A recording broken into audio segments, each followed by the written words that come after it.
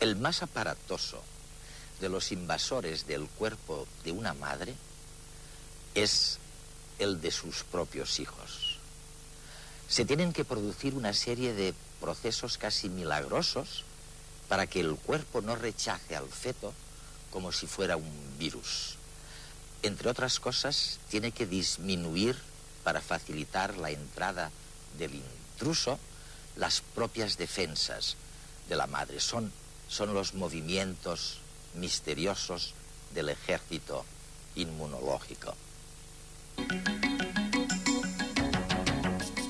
Rolf Zinkernagel es director del Instituto de Inmunología Experimental de Zúrich.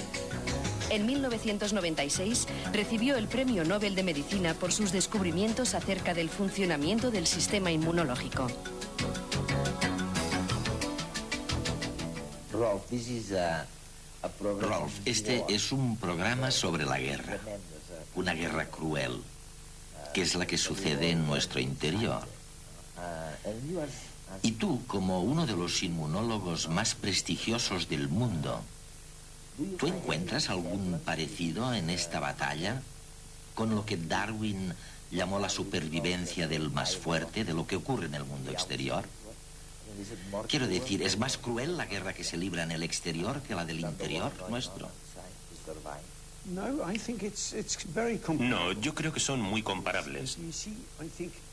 Y sobre el principio de Darwin, tengo que decir que no hay una parte que gane claramente. Siempre el final siempre está equilibrado. Y creo que en la batalla de la defensa inmunológica contra las infecciones que nos invaden, siempre hay un equilibrio.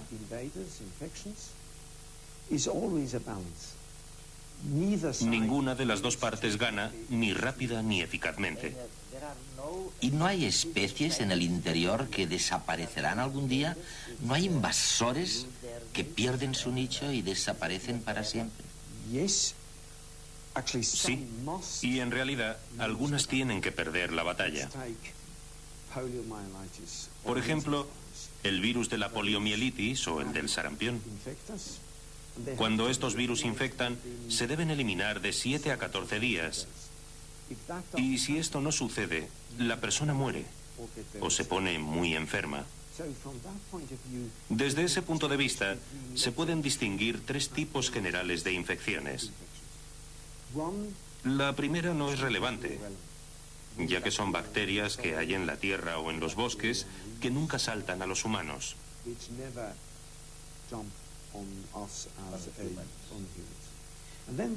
La segunda categoría son las bacterias de, por ejemplo, nuestros intestinos, el delgado y el grueso. Hay millones, en realidad hay millones de bacterias en cada gramo de contenido.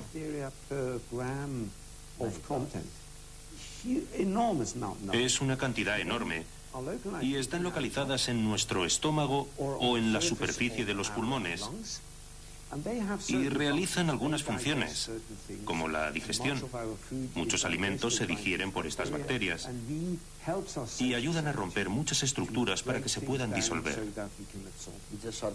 Es una especie de colaboración. Es una simbiosis en el sentido verdadero. Las dos partes se benefician, pero hay una barrera acordada entre la mucosa, en el estómago, y una defensa inmunológica que previene que estas bacterias pasen la barrera e infecten el interior.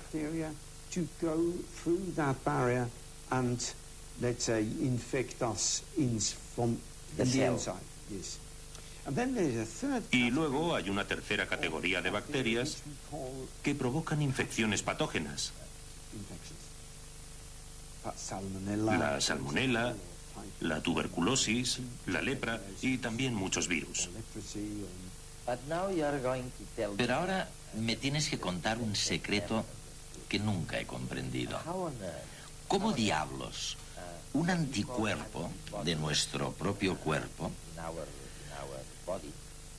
puede reconocer un antígeno, lo llamáis antígeno, que nos está invadiendo, que entra en el cuerpo? Y, bueno, oye, ¿cómo lo hacen esto? ¿Es alguna molécula que les dice, ese es tu enemigo? ¿O es una carga eléctrica o es otra cosa? ¿Qué es que les permite reconocerlo? Esto es muy interesante, ya que solo cuando las bacterias o los virus alcanzan nódulos linfáticos o el bazo, entonces comienza la respuesta inmunológica. Si los virus o la bacteria se mantiene fuera de los nódulos linfáticos o el bazo, que son los órganos esenciales donde comienza la reacción inmunológica, entonces no sucede nada. La segunda condición es que los virus o las bacterias, los invasores, deben tener estructuras, en la superficie o en el interior, que son diferentes a nuestras propias estructuras, ya que el sistema inmunológico no debe atacar a nuestro organismo, sino solo a algo que pueda ser nocivo o causar algún daño. Y entonces, cuando penetra esta estructura, un virus o unas bacterias en el sistema inmunológico y se reconoce como extraña, hay unas células llamadas células B que tienen que ponerse en marcha. El funcionamiento del sistema inmunológico, el ejército que nos defiende de las amenazas externas, es sorprendente. Una partícula extraña, una bacteria, un hongo, un virus, supera las barreras físicas de nuestro cuerpo y llega a la sangre. Allí se encuentra con unas células, los fagocitos, que literalmente van comiendo y destruyendo visitantes no deseados. Pero no solo se los comen, sino que algunos de ellos incorporan fragmentos del antígeno invasor en su superficie y viajan por el sistema linfático hasta una comisaría de policía, los ganglios, donde muestran los restos del agresor a otros soldados, los linfocitos T. Las células T inmediatamente envían unas señales químicas para que acudan sus superiores, los linfocitos B. Estos estudiarán los antígenos y diseñarán millones de moléculas llamadas anticuerpos que viajarán por todo el torrente sanguíneo uniéndose específicamente a los agentes agresores. De esta forma, los invasores son más fácilmente reconocibles y destruidos por macrófagos y un nuevo tipo de linfocitos T. Además, todos estos anticuerpos se quedarán en la sangre de forma que si en un futuro el agresor se atreve a entrar otra vez, será comido de forma inmediata por los soldados linfocitos T. Esta es solo una simplificación de la enorme cantidad de partículas y mecanismos, algunos de ellos todavía desconocidos, que intervienen en la defensa de nuestro cuerpo. Intentar descifrar parte de este misterio es lo que llevó a Rolf Zinkernagel y Peter Doherty a recibir el Premio Nobel de Medicina en 1996. Ya se sabía que los linfocitos T no solo reconocen invasores extraños, sino también las células del propio cuerpo que hayan sido infectadas, ya que entonces expresan proteínas atípicas en su superficie. Pero el gran descubrimiento de ambos científicos fue demostrar que los linfocitos debían también identificar la célula como propia. Es decir, que nuestros soldados luchan solo por salvar a nuestras células. Infectando ratones con un virus, observaron que los linfocitos T que había generado un ratón luchaban contra sus células infectadas, pero no contra las de otro ratón con la misma infección. El sistema inmunológico es tan específico que parece como si tuviera algún tipo de conciencia. Sin duda, significa una obra de nanotecnología más compleja que cualquiera de nuestras creaciones artificiales. ¿Y qué pasa con las famosas células T? La diferencia entre estas células que producen anticuerpos, llamadas células B, comparadas con las células T, o también llamadas linfocitos T, es que las células B liberan la molécula de reconocimiento que denominamos anticuerpo. La función de las células T es que una vez se han activado pueden emigrar del sistema vascular y pueden ir a órganos infectados como el riñón o el hígado, etc. y eliminar las células infectadas. Tú descubriste, ¿no?, por medio de experimentos con ratones, que los linfocitos T también distinguen a las células del propio organismo. Fue este uno de los motivos por los que te dieron el premio Nobel, ¿no? ¿Cuál fue el experimento? Analizamos las respuestas inmunológicas de diferentes familias de ratones, la actividad tóxica de los linfocitos T, de las llamadas células asesinas T, contra las células infectadas. Y lo que hallamos es que si tenemos los ratones A, B, C y D y testamos los respectivos linfocitos T de estos ratones después de la inmunización, encontramos que, por ejemplo, los del ratón B solo eran capaces de matar los tejidos de su propio cuerpo que nosotros habíamos infectado de forma artificial.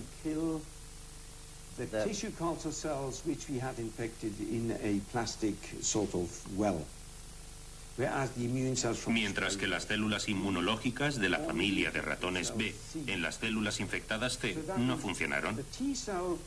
Esto significa que las células T reconocen dos cosas o combinaciones, un poco del virus y un poco de la propia estructura celular. Del propio organismo. Exacto. Y esto fue una sorpresa, ya que los anticuerpos solo reconocen a los virus y no a las propias células. Rolf, vamos a otro tema muy interesante, el de la posible vacuna contra el cáncer.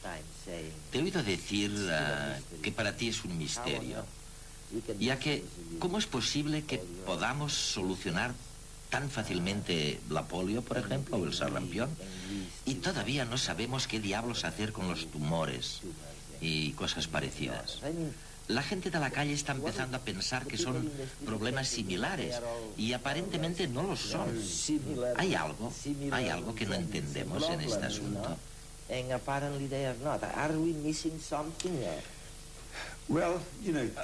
Hay varios niveles de respuestas, pero creo que la más cabal es que lo importante para los seres humanos es sobrevivir durante unos 25 años. Ya que este es el tiempo que se necesita para criar la siguiente generación. Y después de 25 o después de 30 años... Somos redundantes. Sí, básicamente somos redundantes. Biológicamente. Sí, biológicamente. Aunque como individuos es normal que pensemos en este problema de una manera diferente. Pero como problema de población biológica, unos 25 o 30 años es lo necesario. Como sabes, la mayoría de los tumores son en realidad un problema médico derivado del envejecimiento, desde luego después de 30 años. O sea, que la supervivencia al tumor no ha sido una fuerza de selección. Las infecciones sí que lo son, ya que matan de 0 a 3 años. Y si no se llega a los 12 o a los 15 años, no se puede procrear.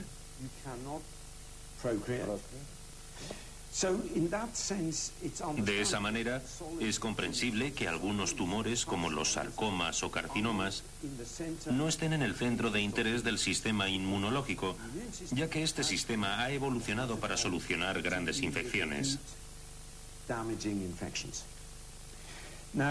Ahora, la pregunta es, ¿podemos utilizar lo que sabemos del sistema inmunológico para de todas formas aplicarlo a los tumores? Las vacunas consisten en simular una infección para presentar un agente patógeno al sistema inmunitario, de manera que éste ya lo conozca y esté preparado para dirigir rápidamente un ataque específico contra él si se produce una infección real. Una vacuna puede estar constituida por el agente patógeno entero, atenuado o muerto, o tan solo por una parte de él, puesto que lo que reconoce el sistema inmunitario son componentes de su superficie, que se denominan antígenos. En ocasiones, estos antígenos cambian constantemente. Es el caso de algunos virus, como el de la gripe, que con una tasa de mutación elevada obligan a renovar cada año las vacunas para que sean efectivas frente a la versión más reciente del virus. Es también el caso del virus del SIDA, que además infecta células específicas del sistema inmunitario, lo que dificulta la tarea de encontrar una inmunoterapia efectiva e inocua a la vez. Otro campo en el que se han puesto grandes esperanzas es el de las vacunas contra el cáncer. Aunque una vacuna sirve tradicionalmente para prevenir una enfermedad, el descubrimiento de que las células tumorales poseen moléculas que no están presentes en las células normales y que son reconocidas como antígenos por el sistema inmunitario, permite pensar en una inmunoterapia contra el cáncer. Una de las estrategias más utilizadas es estimular unas células específicas de nuestro sistema de defensa, llamadas células dendríticas, para que identifiquen los antígenos de las células tumorales y actúen contra ellas. En este caso, las vacunas estarían compuestas de células dendríticas, extraídas del mismo paciente y tratadas en el laboratorio para llevar a cabo esta función. Otra estrategia se basa en técnicas de ingeniería genética. Consiste en modificar el contenido genético de un virus no patógeno en el hombre. Una vez inyectado en el paciente, el virus se adentra en el núcleo de las células tumorales, mezcla el material genético que lleva con el de la propia célula y activa un proceso de destrucción de la célula tumoral, como si de un caballo de Troya se tratara. Aunque todavía no se comprende cómo actúa el sistema inmune contra el cáncer y por qué algunas veces no consigue frenarlo, estas vacunas podrían, de momento, completar los tratamientos oncológicos convencionales: cirugía, quimio y radioterapia. En el futuro, sin embargo, no es imposible pensar en la vacunación preventiva de sujetos genéticamente predispuestos. En tus investigaciones, ya sé que esto no te gusta nada decirlo, pero si se te preguntara, o por la noche cuando te vas a dormir, reflexionaras con tu almohada, en los próximos 10 o 15 años, ¿qué enfermedades estarán próximas a desaparecer? O recibirán un duro golpe, como ha sucedido con la viruela u otras, si es que hay alguna. Hay muy pocas que controlaremos exclusivamente por medios inmunológicos, por las vacunas clásicas. Quizá la polio puede que esté controlada. Es lo que la OMS está intentando, y quizás sea posible. Es posible que el sarampión también. Pero otras como la gripe o el HIV, La hepatitis. la hepatitis C teóricamente no es imposible. Pero será muy difícil porque todavía no tenemos una vacuna. Estos virus estaban antes de que nosotros apareciéramos en el planeta y seguirán aquí cuando nosotros hayamos desaparecido.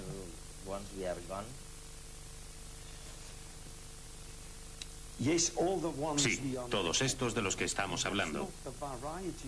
Quizá no esté la variedad de HIV que existe ahora en los humanos, pero hay un virus muy parecido en los monos, el llamado SIV, y hay virus similares en otras especies. Es posible que los virus específicamente humanos desaparezcan con la humanidad.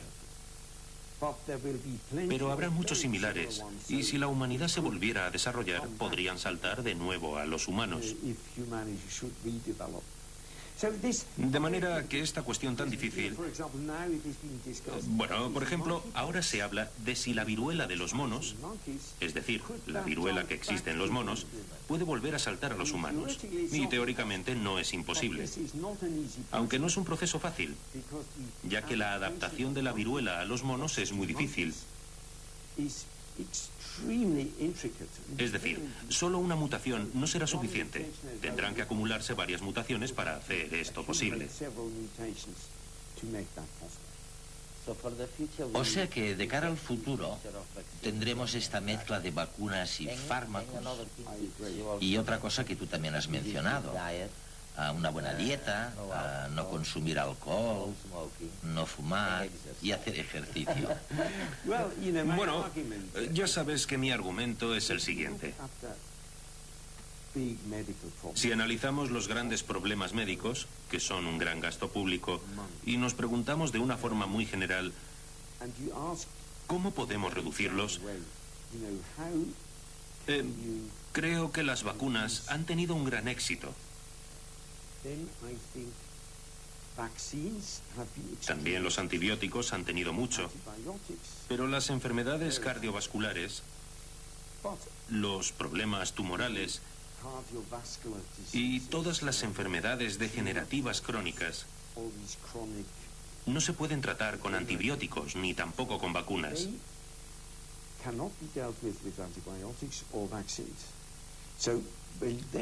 Así que cuando uno se hace la pregunta de qué es lo que tiene mayor efecto sobre estas enfermedades, la respuesta es nuestro comportamiento.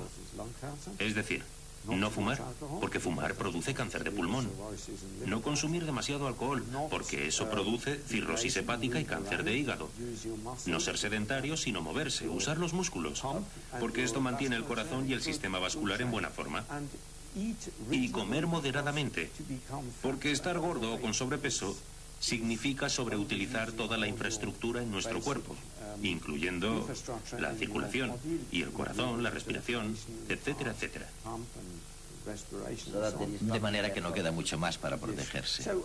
Sí, creo que deberíamos explicarle esto a la gente, ya que de hecho saldría realmente muy barato. Pero requiere siempre nuestro propio esfuerzo. Y es mucho más fácil comprar una píldora y tomársela que empezar a hacer algo al respecto. Como dejar de fumar. Sí, como dejar de fumar.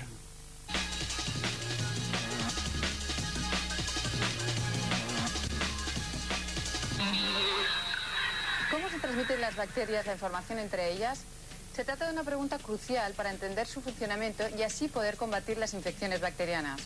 Un equipo de Barcelona ha encontrado algunas claves sobre la transmisión de información genética. Un equipo de expertos de Barcelona ha dado un paso adelante en el conocimiento de la transmisión de información genética entre bacterias. Los investigadores han detectado e identificado la estructura molecular de una proteína clave implicada en este proceso. Se trata de la relaxasa. A diferencia de los humanos y los organismos superiores, las bacterias son capaces de intercambiar fragmentos de ADN entre ellas, lo que las ayuda a evolucionar y adaptarse rápidamente. Esta ventaja representa un grave peligro para la salud humana, ya que como consecuencia de esta capacidad desarrollan mutaciones y crean resistencias a los antibióticos. Los científicos del CSIC han desvelado la estructura atómica de esta proteína, así como se une al ADN y lo corta. Recién salidas de las piscifactorías gallegas, acaban de llegar a los mercados las primeras remesas de besugos criados en cautividad. Han sido 8 años de estudios y experimentos, pero finalmente la acuicultura ha dado un nuevo paso adelante en la cría de especies en granjas marinas. Se trata de la primera vez que esta especie se crea y se cría en piscifactorías. Ha sido en La Coruña, donde tras 8 años de investigaciones han conseguido producir la primera generación de besugos en cautividad. El proceso se inició hace 4 años con la eclosión de más de 240.000 huevos de 1 milímetro de diámetro. Los alevines han crecido y se han desarrollado en el recinto de engorde hasta alcanzar su peso adulto, 1 kilo aproximadamente. En libertad, estos peces viven a una profundidad de entre 200 y 500 metros y se alimentan de moluscos y crustáceos. Viven una media de 15 años y pueden alcanzar el medio metro de longitud. La calidad de los productos criados depende de las condiciones ambientales y del tipo de alimentación recibida. Seguridad y estabilidad son las dos características imprescindibles para disfrutar de unas buenas autopistas. Su mantenimiento es caro y pese a los avances técnicos aún se realiza de forma manual. En Arkansas acaban de idear un vehículo que permitirá chequear las vías rápidas con mayor facilidad y eficacia. En la actualidad, la revisión de las autopistas se basa en la observación humana. Los operarios que se encargan de esta tarea rastrean los puntos negros de los carriles. Este proceso es lento y poco viable. Para evitar problemas y aumentar la efectividad, en la Universidad de Arkansas han ideado un vehículo totalmente automatizado que detecta todo tipo de grietas y tensiones superficiales de cualquier tamaño. El automóvil opera a gran velocidad y bajo condiciones meteorológicas muy diversas. De hecho, puede recoger y analizar datos con una resolución de hasta 1 milímetro a 120 kilómetros por hora. Y es operativo de día y de noche. El sistema informático, a la vez que fotografía las grietas del pavimento, las clasifica. y almacena toda la información en una base de datos central. Si Mozart levantara la cabeza, no daría crédito al uso que se hace de sus composiciones. Y es que acaba de hacerse público un estudio donde se demuestra científicamente que escuchar música 20 minutos al día alivia los dolores crónicos que generan enfermedades como la artrosis. La investigación se ha realizado en Florida con un grupo de personas mayores de 65 años aquejadas de artrosis. Algunos de ellos escucharon cada día durante 20 minutos una pieza de Mozart a lo largo de 14 días seguidos, mientras otros se dedicaban a descansar. Los resultados de la investigación demuestran que a las personas que escucharon música se les redujeron los dolores articulares a la mitad, mientras que los voluntarios del grupo que no escuchó música no experimentaron ninguna mejora sustancial. Según los encargados de la investigación, el efecto positivo de la música se debe a que el organismo, al escuchar las notas, libera endorfinas, sustancias que producen bienestar y reducen los estados dolorosos. El año que viene entrará en funcionamiento un gigantesco observatorio dedicado a analizar los rayos cósmicos que chocan con la atmósfera terrestre. La instalación estará situada en La Pampa, Argentina, y rastreará una superficie superior a los 3.000 kilómetros cuadrados. El complejo contará con más de 1.600 detectores, por lo que será la red astronómica más grande del mundo. En su construcción participan 14 países, incluida España. El observatorio estará dedicado a estudiar la lluvia de partículas producidas por rayos cósmicos ultraenergéticos que inciden sobre las capas altas de la atmósfera. Su análisis representa una gran oportunidad para descubrir los mecanismos ocultos que rigen el universo. Estos rayos son partículas del espacio exterior que continuamente bombardean la Tierra. Los físicos quieren averiguar cómo la naturaleza es capaz de acelerar estas partículas, dotándolas de una energía mucho mayor que la que se consigue en los aceleradores terrestres. Según las previsiones, se registrarán unos 30 rayos cósmicos al año.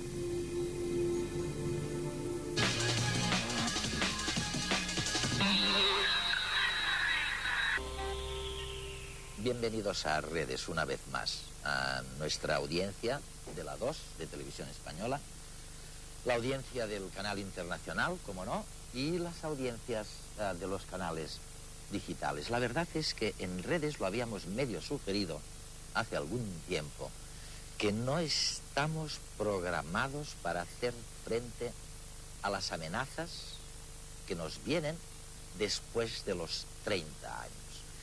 Y es que el organismo se ha cuidado, el sistema inmunológico, se ha cuidado evolutivamente de prepararnos para defendernos contra viento y marea hasta los 30 años. Bueno, han oído a Zinkernagel, el premio Nobel, decirlo. Hasta los 30 años yo me ocupo. Pero después, una vez ya efectuada la procreación, bueno, realmente somos algo redundantes y no ha dado tiempo, Miguel, no ha dado tiempo, parece, a que nuestro organismo, nuestro sistema inmunológico, nos defienda de enfermedades como el cáncer, las enfermedades degenerativas, que nos vienen después de los 30 años, ¿no? Bueno, eso muy bien, yo estaría dispuesto a aceptarlo, pero, oye, ¿y las infecciones de garganta? ¿Y los males de oído? ¿Las otitis de los niños, de las nietas y de las hijas en su edad más tierna? ¿Eso es también una condena eterna o vamos a solventarlo un día?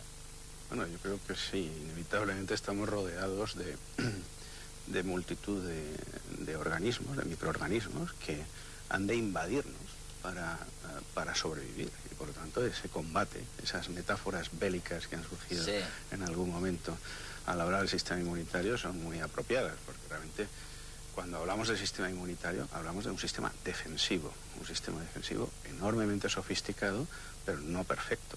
Por lo tanto, inevitablemente algunos microorganismos logran penetrar en esas barreras, logran replicarse, multiplicarse, y la eficacia del sistema inmunitario, de la respuesta inmunitaria, va a ser variable. En algunos casos consigue erradicar al enemigo, consigue destruir al enemigo, y en otros casos se llega a establecer en ocasiones una cierta coexistencia pacífica, y algunos microorganismos perviven en nuestro organismo. Algunos virus, por ejemplo, algunos herpes virus se mantienen en una situación de latencia y no son completamente eliminados, y aprovecharán cualquier alteración en esos mecanismos defensivos para penetrar, volver a replicarse. Están presentes. Carmen, y en el sistema nervioso eso ya debe ser, bueno, muchísimo más complicado, ¿no? ¿Juega el mismo tipo? ¿Hay una relación entre el sistema defensivo, este ejército inmunológico que en el cuerpo nos protege de todos estos virus, y el sistema nervioso? Bien, el cerebro es un órgano que se ha considerado que está inmunológicamente privilegiado, en el sentido, digamos, de que está protegido, ¿eh? Y esto es debido a la existencia de la barrera hematoencefálica, que impide el paso de determinadas moléculas que circulan en el torrente sanguíneo. Sin embargo, por supuesto, en el cerebro también se dan infecciones. ¿Cómo cuáles? Pues sin ir más lejos, los casos de meningitis. Sí. Hay procesos inflamatorios crónicos en el sistema nervioso central con un componente inmunológico claro. Hay una patología, por ejemplo, la esclerosis múltiple, con un componente autoinmune que lo que desarrolla es un proceso de ataque inmune frente a las células productoras de la mielina que envuelven los axones de las células nerviosas, y lo que impide es la conducción nerviosa. Por tanto, también hay respuestas inmunológicas en el cerebro. O sea, hay una respuesta inmune intracerebral. Existe. Lo que pasa es que está más limitada. Oye, y luego vienen los ataques del cerebro, ¿no? Quiero decir, una persona que sumida en la depresión... Ya, pero eso es diferente. Que sí, pero que afecta su sistema inmunológico. ¿Es cierto esta historia o no es cierto? Bueno, yo creo que es que en la percepción de todos está la idea de que una situación de bienestar mental, sí, de felicidad, de bienestar, pues conlleva un mejor funcionamiento del sistema inmunológico, en el sentido de poder hacer frente mejor o ser menos susceptible a pescar, entre comillas, infecciones o enfermedades. Y de hecho hay una comunicación bidireccional entre el sistema nervioso y el sistema inmune. Eso que al principio era poco aceptado por los inmunólogos, hoy sabemos que las células del sistema inmunológico están inervadas por fibras nerviosas simpáticas, y que además las células, los linfocitos, macrófagos, etcétera, los diferentes componentes celulares tienen receptores para hormonas, neuropéptidos que van a influenciar la reactividad. Oye, vamos a volver sobre este tema, sí, Carmen, porque ahora es el momento del experimento. Muy bien. Y el experimento hoy va de circuitos, de la influencia de los fenómenos eléctricos sobre los campos magnéticos. Fue un danés el primero que lo puso de manifiesto, y lo hizo, se lo pueden imaginar, bueno, con una brújula, con un imán y con un cable.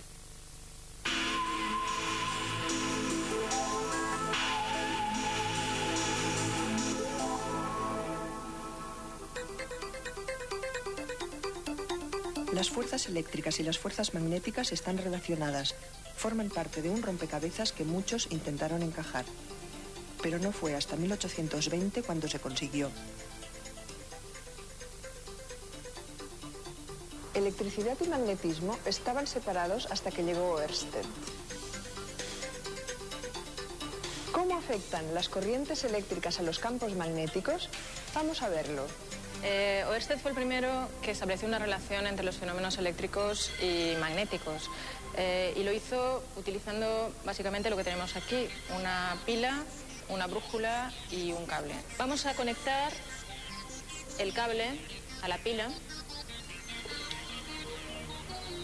Cuando cierre el circuito, vamos a ver cómo la aguja de la brújula, que está indicando al norte, va a cambiar de dirección.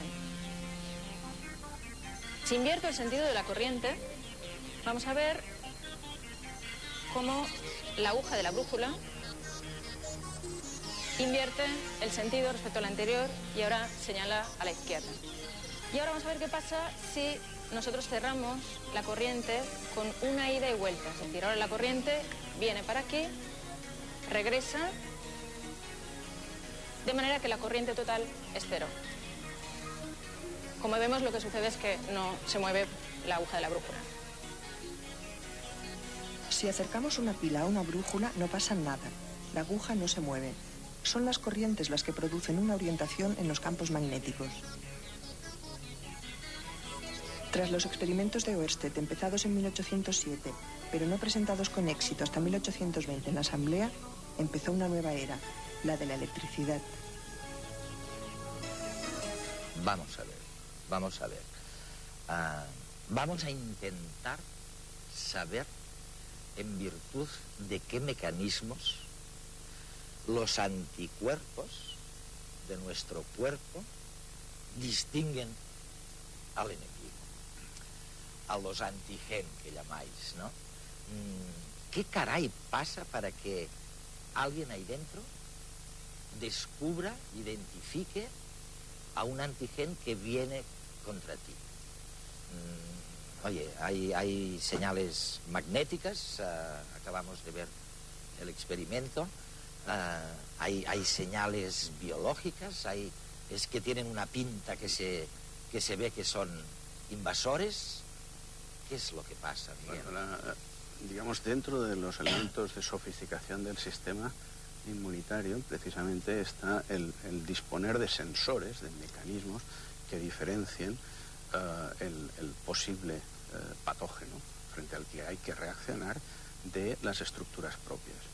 Y esto el sistema inmunitario lo hace no solo con los anticuerpos, existen una batería, una amplia gama de sensores, de receptores que están en la superficie de las células y que son los que van en un momento determinado, cuando detectan, cuando interaccionan, se establece una interacción molecular con un elemento potencialmente patógeno, activan a esas células y empieza a ponerse en marcha el proceso. Y eso lo hace el sistema inmunitario a dos niveles. Un primer nivel es que actúa como primera barrera defensiva. Hay que pensar que cualquier ejército tiene fuerzas de choque. La primera barrera defensiva utiliza receptores, que no son los anticuerpos, que es lo que más conocemos de todo el sistema. Utiliza receptores que están presentes en cierto tipo de células listas para operar y combatir al patógeno. Y esos receptores lo que detectan están evolutivamente, han aparecido, y lo que van a ser es receptores que van a detectar patrones moleculares compartidos por microorganismos diferentes. De manera que son sistemas de reconocimiento relativamente groseros, pero sin duda respetan a los elementos propios. Solo reaccionan frente a moléculas presentes en ciertos patógenos, patrones moleculares. Y en la respuesta inmunitaria adaptativa, la respuesta inmunitaria más sofisticada, la que median los linfocitos T y B y los linfocitos B a través de los anticuerpos, opera de otra manera. Opera generando una enorme diversidad, millones de estructuras moleculares diferentes. Los anticuerpos son que en un momento determinado van también a interaccionar con elementos del patógeno. Es lo que decía Zinkernagel cuando decía, oye, hasta que no llegan estos invasores a los ganglios linfáticos o al bazo, no se desencadena la respuesta masiva y es así, ¿no, Carmen? Sí, lo que está hablando Miguel, que lo ha explicado muy bien, es la respuesta, la inmediata, lo que es la inmunidad innata, ¿no? Sí. Que hablamos que es la primera línea de defensa frente a un ataque, frente a un patógeno. Y esto es lo primero que ocurre.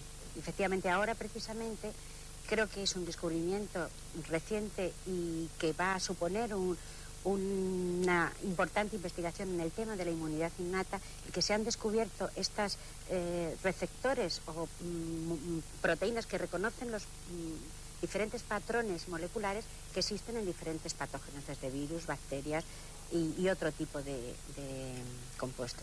Miguel, vamos a ver, en el tema de vacunas o fármacos, hubo un tiempo en el que parecía que, agotado el éxito de las vacunas, la gran esperanza estaba en los fármacos. Y ahora yo noto, un poco desde fuera, que hay como una vuelta a las vacunas, básicamente tal vez porque hemos descubierto esta cosa de la resistencia generada frente a los antibióticos, por ejemplo, y luego por el SIDA, ¿no? Y ¿Y dónde estamos en esto? Pensando en lo que decía Zinkernagel, ¿no?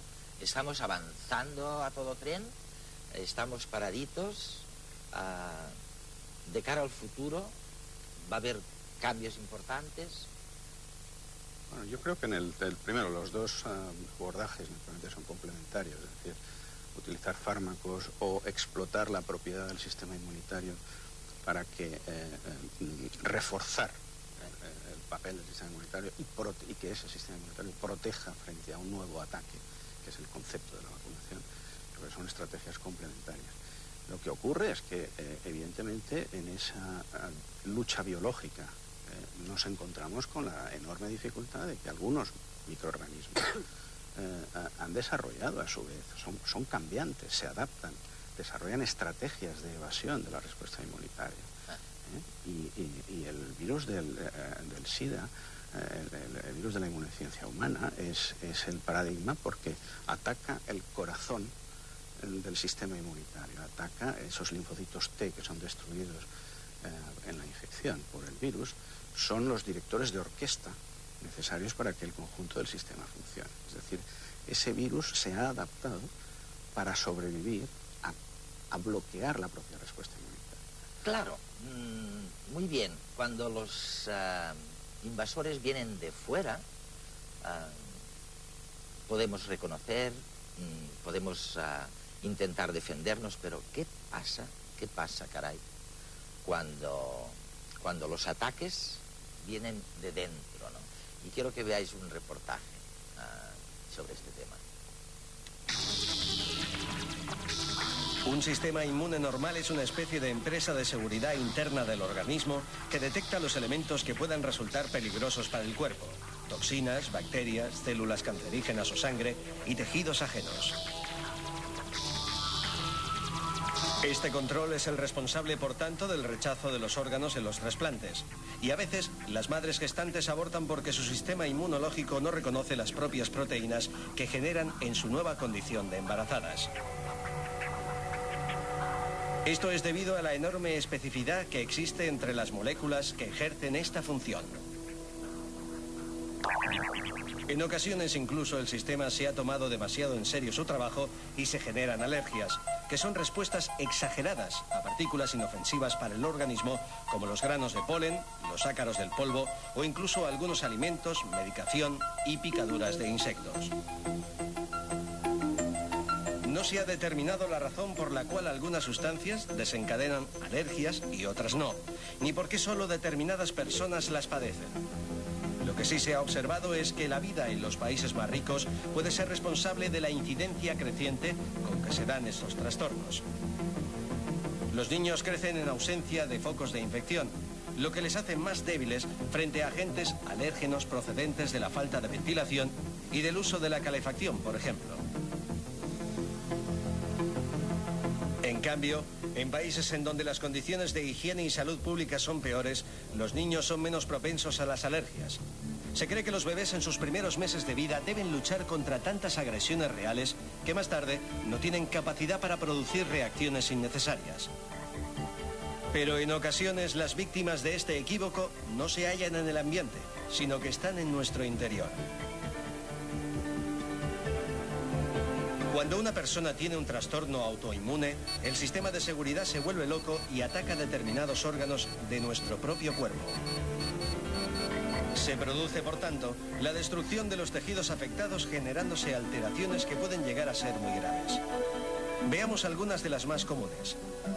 Una enfermedad de este tipo, poco conocida, pero muy extendida, es el lupus, que se manifiesta externamente por manchas en la piel, pero que puede afectar a los órganos internos de manera seria. La glándula tiroides también puede sufrir del ataque del sistema inmune, generándose una inflamación crónica que puede derivar en hipotiroidismo. El páncreas es otra de las dianas más comunes. Como consecuencia se puede desarrollar una diabetes. La artritis es otra enfermedad típica, producida por la inflamación de los tejidos que rodean a las articulaciones. La destrucción de la película protectora de las neuronas genera la esclerosis múltiple. Y por último, los glóbulos rojos también pueden ser víctimas de este tipo de dolencias, dando lugar a las anemias. cuando el ejército defensor se vuelve contra uno mismo, ¿no? Oye, estas enfermedades autoinmunes, ¿tiene alguna solución? ¿En qué estáis trabajando? Muy bien, las alergias, nos explican, es probablemente un desconocimiento del sistema, causas que no se conocían, pero la esclerosis múltiple... Vamos, yo pienso que, en primer lugar, las causas de por qué el sistema inmune empieza a atacar a uno mismo, pues no se conocen, eso para empezar, y ahí se manejan diferentes etiologías. Incluso hay etiologías que implican a virus o incluso agentes ambientales que han estado en el medio ambiente y sujetos en una determinada edad juvenil o infantil, han estado expuestos a estos virus, por ejemplo, y luego quedan latentes y al pasar el tiempo se desarrollan una respuesta inmune exacerbada frente a ese antígeno viral, pero también frente a antígenos propios. Es curioso esa historia de, por un lado, la permanencia, ¿no? Allí escondidito del antígeno, del virus. Escapa a todos los filtros. Exacto. Y luego la otra cosa es, cuando pensamos en las vacunas, la vacuna presupone que alguien tiene memoria para que aquello dure durante años, ¿no? ¿Es cierto esto? O sea, sí, bueno, el término memoria efectivamente también es un término clásico que utilizamos en inmunología para definir una serie de procesos complejos, pero que esencialmente lo que hay detrás es que tras un primer contacto con el elemento antigénico, con el antígeno, en el propio desarrollo de la respuesta que lleva a la activación de los linfocitos T, de los linfocitos B, algunas de esas células quedan en un momento determinado, el sistema en conjunto queda marcado, queda preparado para responder más eficazmente, más rápidamente a un nuevo contacto con el mismo elemento. Esto es lo que tradicionalmente llamamos memoria. ¿Y eso pervive? Y eso, en algunos casos, pervive mejor que en otros. Es decir, no todos los antígenos estimulan el desarrollo de la memoria del sistema de igual manera, y precisamente uno de los retos, entre otros, cuando se intenta diseñar una vacuna, es decir, mirar de toda la estructura compleja de un microorganismo cuál es el elemento frente al que hay que atacar, ¿no? La idea es buena, pero la idea es excelente, pero hay que mejorar. Las técnicas. ¿Habéis oído hablar de la cuestión? La cuestión es, un concurso que tenemos con nuestra audiencia. Le vamos a dar un mes más de vida porque hemos recibido más cartas de las que esperábamos. La cuestión es una pregunta que hacemos a toda nuestra audiencia para que nos sugieran cuál es el mayor descubrimiento científico de la historia.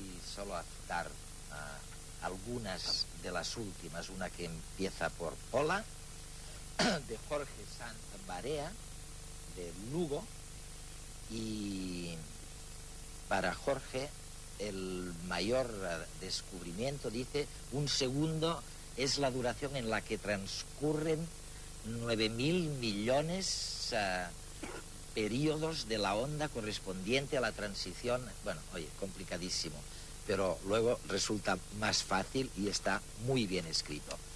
Luego tenemos a Hércules Guardiola, que escribe fabulosamente de Dondes Hércules, de Cabanes, de Castellón, fabulosamente sobre cómo se descubre un descubrimiento y qué requisitos necesitas para poder decir yo he descubierto tal cosa. Vosotros, se os ocurriría, si participarais en el concurso, cuál ha sido el mayor descubrimiento de la historia. Habla tú primero. No, a mí me resulta muy difícil. Quiero decir, Jera, para mí la ciencia es un proceso de sumatorio, es un proceso en el que muchos científicos a lo largo de la historia van añadiendo elementos a un rompecabezas, y naturalmente cualquier opinión siempre va sesgada por el campo en el que uno trabaja, ¿no? Claro. Es decir, yo no me atrevería a calificar ningún descubrimiento dentro del ámbito de la inmunología como el mayor de la historia. No me atrevo. ¿Te pasa lo mismo? Sí, a mí la doble hélice del ADN o luego la tecnología del ADN recombinante a mí me parece que han sido descubrimientos muy importantes. De todas maneras, es cierto lo que dice Miguel, cualquier avance científico genera más cuestiones, más interrogantes que respuestas. Y es por Abre eso, más expectativas. claro, y es por eso seguramente que por mucho que avance la ciencia, siempre habrá una componente de magia y de misterio que lo tendremos que atribuir su solución no a la ciencia, sino a la casualidad o a la magia. Cuesta aceptar eso para un científico, pero es así.